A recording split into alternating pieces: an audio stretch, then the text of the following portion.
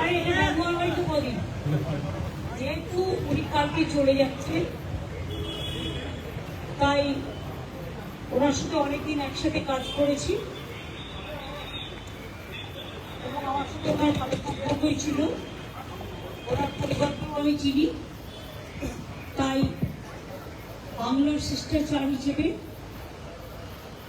আমি তার সুস্বাস্থ্য কামনা করে এবং তার প্রতি যে অবিচার হয়েছে, অন্যায় 5 ইয়ার্স টার্ম থাকা সত্ত্বেও 1.5 বছর আগে ইলেকশনের আগে ভাবে সরিয়ে দেওয়া হয়েছে, আমি এটা এখনো মনে করি রাজনৈতিক উদ্দেশ্য প্রণোদিত। আমার মনের কথাটা আমি ওনাকে বলে এসেছি এবং আমি ওনাকে আবার অনুরোধ করেছি যে আপনি বাংলায় এতদিন ছিলেন, বাংলাকে ভালো বোঝেন, আপনি বাংলায় আবার আসুন, এইটুকু।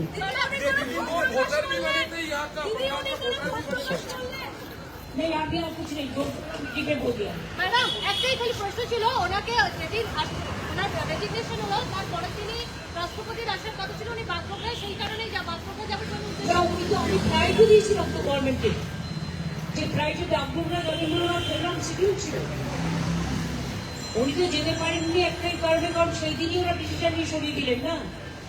আমরা তো গভর্নমেন্টের ফ্লাইটটা ওনাকে দিতে গিয়ে রেখেছিলাম এবং উনি বুক করেছিলেন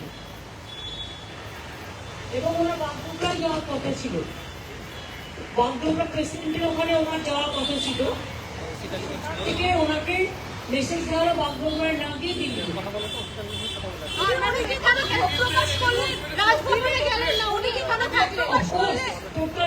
দিদি রাজভবনে থাকলেন না, কারণ এখন পর্যন্ত তিনি শপথ দেওয়া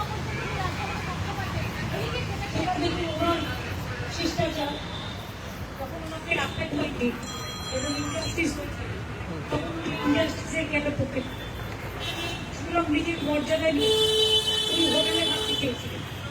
তখন আমি বললাম যে আপনি হোটেলে কেন থাকবেন, আপনার সৌজন্য আছে এবং এটা হচ্ছে বিশেষ বিশেষ ব্যক্তি, সবাই থাকে না, এটা ডিপ্লোম্যাটদের জন্য এবং এখনো তো নতুন রাজ্যপাল শপথ নেননি, উনি এখনো রাষ্ট্রপতি আছেন, সুতরাং আমাদের অতিথি হিসেবে আপনি প্লিজ থাকুন এখানে। তারপরে আমি এসছি ভোট देने आएंगे यहाँ पर बंगाल पे, लेकिन सब क्वेश्चन का रिप्लाई हम कैसे देंगे? वोट अगर आए तो जरूर आएंगे।